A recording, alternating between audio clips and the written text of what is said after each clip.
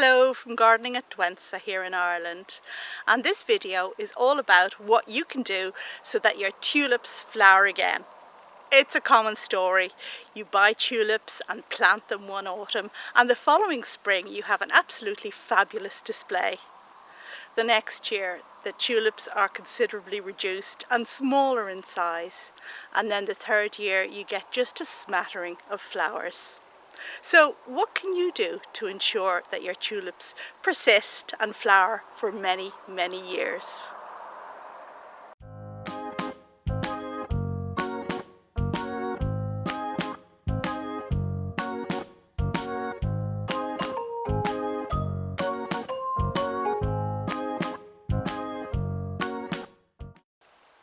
Tulips are fabulous flowering bulbs that come up in spring when little else is going on in the garden and inject a lot of colour and a lot of oomph into any planting combination. Tulips are always worth the trouble, so even if you plant them and they only flower once, they are still always worth the trouble. However, tulips are of so much more value if we can be assured that they'll come back again and again, always injecting that wonderful fabulousness into our gardens in spring. Tulips come from eastern Turkey and the foothills of the Himalayas, and it's important to note that in nature all tulips are perennial, which means obviously they come back every year. So two factors contribute to them not being perennial, not coming back in our gardens, and we'll deal with those now.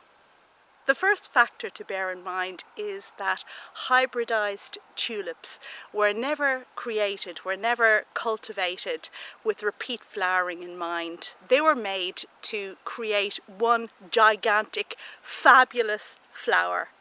And these were chiefly used for the cut flower industry. So tulips, many tulips, were never designed to be grown in a garden. The second factor to consider is the environment that we grow tulips in. Now, tulips grew in eastern Turkey and the Himalayas in an environment where they had very free draining soil and a summer when they would be absolutely baked. So a very, very dry summer. Now, you might be fooled into thinking you can grow tulips in your garden because you see that they do it so well in the Netherlands. But you must consider that in the Netherlands they have a very sandy soil, and big manufacturers control the environment that tulips grow in, controlling their humidity and their light. And that is not something that you can do when you take a bulb and you plant it in your own garden in rainy Ireland, for example. So what happens when you plant a tulip in your garden? And the good news is that flowering is guaranteed. So the flower is already held in the heart of the bulb, and it will come up next year unless the bulb is rotted or destroyed, eaten, something like that. However, what then happens is that the bulb splits and gets small over time, and its flowering is reduced. And realistically, there's no going back from that position. When you have leaves of tulips coming up in your garden and no blooms, there's not much you can do except dig them up and discard them. So in this video I'm going to give you 3 sets of advice. The first is how to choose your tulips so that you have tulips that will come back again in your garden. The second piece of advice is how to plant those perennial tulips in your garden. And the third piece of advice is what to do if you've already bought non-perennial tulips and you're planting them this autumn. Okay, I'm now going to talk about which tulips you should buy if you want them to come reliably back year on year. And it just so happens I've bought myself 750 delightful tulips, which I'm going to unbox as we do this video.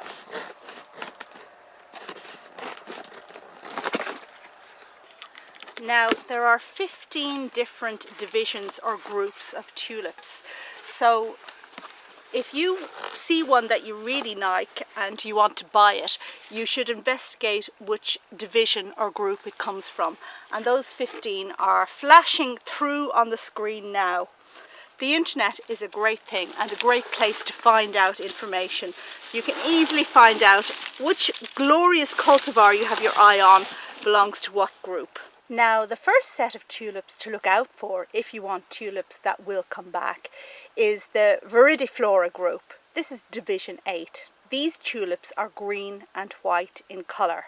And that means that they have chlorophyll not only in their leaves but also in the greenness of their flowers. And this surprising pigmentation gives them an advantage, and it gives them an advantage in storing energy. So the flowers can photosynthesize as well as the leaves, and the bulb picks up extra reserves and thus tends to bloom again very well, provided you plant it deeply.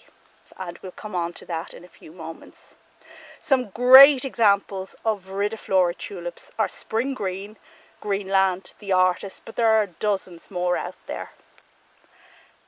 If you want tulips that come back again, then the second group to look out for is the Darwin hybrids. This is division 4. So these tulips are the result of a cross between the species Fosteriana and more conventional hybrid tulips. And the result is a huge tulip with a large flower and a bulb that is often larger than many other bulbs. So Darwin hybrids inherit the perennial nature of their botanic relative, Fosteriana, and the visual aspects of their more hybridized parent. There are dozens of varieties of Darwin tulips, and they come especially in shades of red, orange, yellow and pink. In this particular order, I've bought a Darwin hybrid called Banja Luka. I absolutely love this tulip, and I've grown it successfully in my garden for 8 years. It's orange and yellow in colour and has the most glorious flowers in April. The third group to look out for is the Fosteriana group, which is division 13. Now this is a botanic tulip among the 75 wild species of tulip that there are out there. But it's important to note that the botanic tulips we buy, they're not exactly the same as those that have been grown in the wild. They've been cultured for centuries, and what we have are hybrids of botanic tulips and their selections. In the Fosteriana group, the Emperor series is highly recommended. And with all that in mind, I've chosen to buy some of these Fosteriana tulips, and I've gone for the beautiful Purissima. This is a cracker of a tulip. It produces large white flowers with yellow throats at the end of March into April, and the blooms are goblet shapes, but they open wide, almost horizontal on sunny days. And from a personal perspective and personal experience, I've grown this tulip for 11 years in my garden, and it never disappoints. It bursts forth its whiteness and freshness and beauty onto the spring garden every year. The fourth group to look out for is Kaufmanniana, division 12, and this is also a botanic tulip. The fifth group to look out for is Gregii, which is division 14. This is also a botanic tulip, and you can recognize it by the naming. So for example, Tulipa Gregii Cape Cod is a good variety. Tulipa Gregii Pinocchio, another, and Toronto. There are many others. The sixth group, also botanic, includes, well, this is the miscellaneous group, so division 15, and it includes the likes of Tulipa tarda, Tulipa turkestanica and Tulipa praestans. And the seventh group of tulips that come back is an ad hoc one. It's not a real group, but it includes tulips, cultivars that are known to come back despite belonging to a group that would indicate to the contrary. So one of these is Tulipa ballerina, which I've bought here today. Now this is a beautiful lily-flowered tulip from the lily-flowered group, division 6 obviously, so it really shouldn't come back, but against all the odds it does, and I've bought 250 of them. So those are the 7 groups to look out for if you're buying tulips and want ones that come back. But do beware, because not all botanic tulips persist well in our gardens. Some botanic tulips come from very hot climates with dry summers where no drop of water falls on them for months and months and months. And these varieties are a poor choice in gardens in my part of the world anyway, where rain is likely to fall in the garden in summer as likely as it is in winter. And if you have these tulips in the ground, they are very likely to rot. They're also unsuitable for gardens where irrigation is used regularly during the summer. And botanic tulips in this category would be Tulipa clusiana, Tulipa backeri, and Tulipa humilis. And Tulipa humilis includes hybrids such as Tulipa lilac wonder and Tulipa eastern star. They do best in a pot in the greenhouse. So now that we've decided which tulips we're going to plant and we've chosen ones which are reliably perennial, the next thing we need to consider is how to plant them. Most botanic tulips don't need to be planted deeply in order to come back, in order to perennialise. The standard recommendation for them is to plant them 6 inches deep or 15 centimetres deep, and this is usually quite adequate. However, the viridiflora and the Darwin tulips are different, and you do need to plant these babies deeply. 1 foot or 30 centimetres deep would be the recommendation for this type of tulip. Now, why do you need to plant them so deeply? It does seem a bit odd, and the reason is quite simple. This type of tulip, the Darwin, will tend to produce bulbils, babies, which split off from the parent plant over time, and these will reduce the vigour of the original bulb.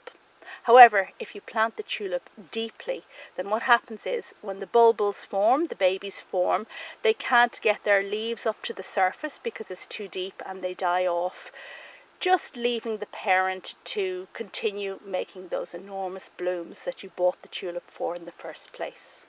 And of course, by planting the tulips extra deep, they're less likely to be eaten by squirrels or mice. However, having said that, 1 foot or 30 centimetres, which comes to about there, is very deep for planting tulips if you're doing it in a border where other plants are present.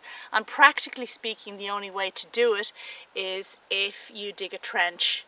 However, despite having planted tulips more shallowly than is recommended, I can tell you from my experience that the ones I have chosen, the Darwin hybrids I have chosen, have still persisted over the years.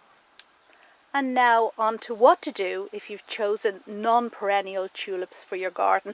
And let's face it, it is so easy to just snap up those beauties. I really had to hold myself back when ordering this lot because my instinct was to go for the glorious Rembrandt ones or the flissy, flouncy parrot tulips, but I was sensible in the end. Now, if you have non-perennial tulips and you have planted them in your garden, they will flower fine next spring. Nothing to worry about there. What you need to do though is after your tulips finish flowering, you need to cut off the seed heads so the plant won't make seed, and then you need to feed your leaves with a liquid fertilizer until they die back completely. So liquid fertilizer every 2 weeks until the leaves disappear completely. Clean the soil off the bulbs and discard any that might be diseased or have fungus on them. And then you allow the bulbs to dry out thoroughly before storing. This can be a bit of a faff in summer. And then store the bulbs in trays or net bags in a well ventilated place at 18 to 20 degrees centigrade before replanting in autumn. And now for my bonus fact. Tulips have a long history of cultivation, first with the Ottoman Turks and then with the Dutch. But the most expensive tulip ever sold was this one here. It's called Semper Augustus, and in the 1600s, 12 acres of land were offered for a single bulb. These tulips, most loved by the Dutch, they suffered from a tulip-breaking virus which wasn't really understood at the time. But the way it works is that all tulip bulbs, they have an underlay of either white or yellow. And then the second colour, which is overlaid, is caused by anthocyanin. Now with the tulip breaking virus, it causes the anthocyanin to kind of break up so that streaks appear showing the original colour, white in this case, a white underlay on Semper Augustus. It is one beautiful combination, isn't it? And that brings me to the end of this video on how to make sure that your tulips come back year on year and bring you many years of reliable flowering and spring pleasure. Thank you very much for watching. Please do subscribe and check back for the next video, and happy tulip planting. Bye!